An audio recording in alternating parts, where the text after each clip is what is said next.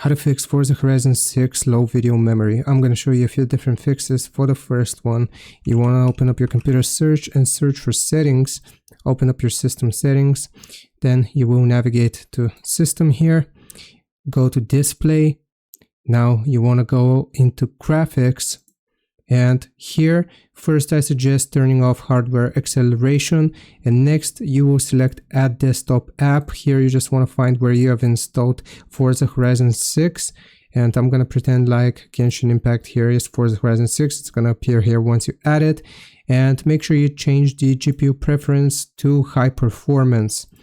Once you select high performance, you can also uncheck this option, optimizations for windowed games. You want to uncheck it.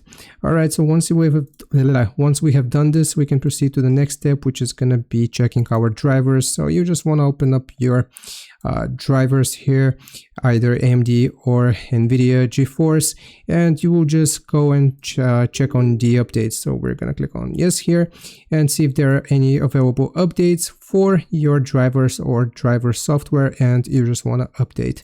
This should fix the issue. I hope this helps. Leave a like and sub. I'll see you next time.